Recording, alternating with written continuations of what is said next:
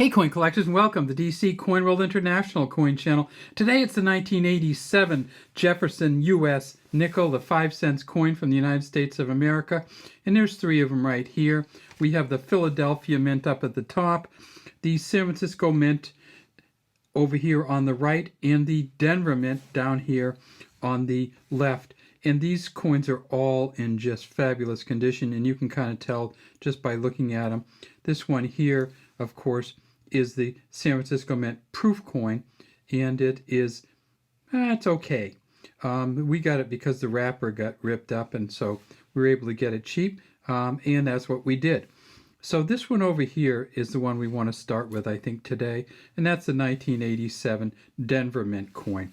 At the Denver Mint in 1987, they made 411 million of these. This one right here came from an uncirculated mint set, but you see, even in the uncirculated mint sets, you can get the scratches and the kind of dings. It says, "In God we trust," here in front of Jefferson, liberty behind him with a star, and that's a pretty good looking star right there.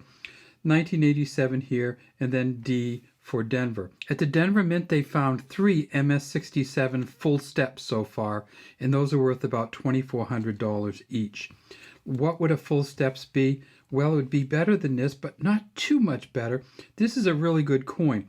I've actually seen PCGS grade one of these with one of these dings in it as a full steps version. This one has a couple dings in it and a little bit of chipping at the bottom.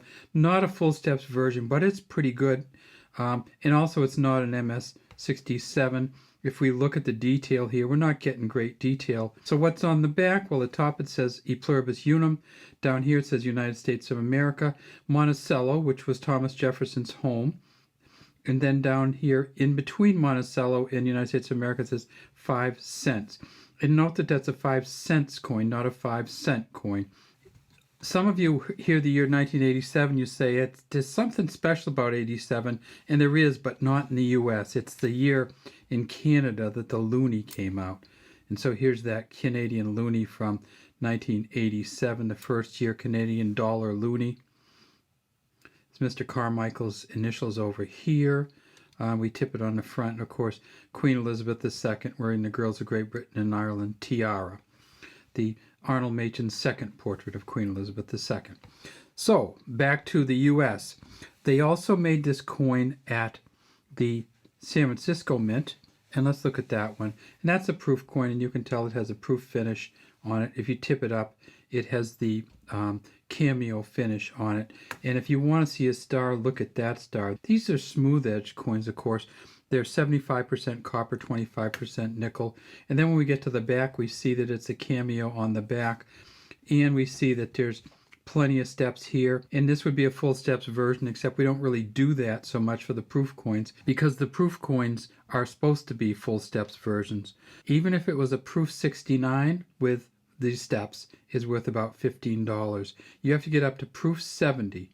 That means no scratches, no dent marks, and you get up to $140 if you get to a proof 70 on a 1987. And they found 374 of those proof 70s so far. And then finally, there is something special about the Philadelphia Mint 1987 P coin. Some of them were stamped on a quarter planchet, and they were actually stamped out of the clad coin. So once in a while, and you see that NGC has actually graded one of these, which is a nickel, and it's smooth on the edge, but you can see the copper in the center. You can see that it was a clad coin. Nickels are not clad coins. Dimes are. If we see this dime, we can see the copper in the center. We see this quarter, we can see the copper in the center and a cladding on the outside.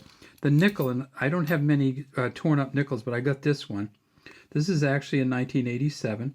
And if we look at it, we can see that the nickel is nickel all the way through. There's nothing else in the middle there. There's nothing on the top. It's 75% copper, 25% nickel, but it's a blend. There's no separation, there's no cladding, there's no covering, there's no coating. What does the clad coin look like that's been torn up? I'll show you. So this dime kind of got run over somehow, and you see in the center of the dime, you can actually see the copper. On the outside, you can see the nickel copper coating or the cladding. And then if you tip it up, you can see the copper layer on the inside. This is what the center of a quarter and a dime looks like. This is what the center of a nickel looks like. When they found this nickel and they could tip it up on its edge, and NGC has actually put it in a holder where you can see the edge, you can see the cladding on the nickel, and so you know it got stamped on a quarter planchet.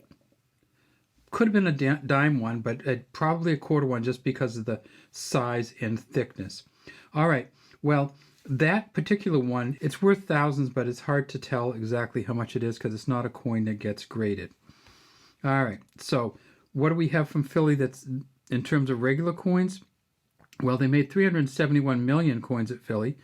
The highest they found is an MS-68, and PCGS grades that as an $1,800 coin, the MS-68. So MS-68 has been found at Philly.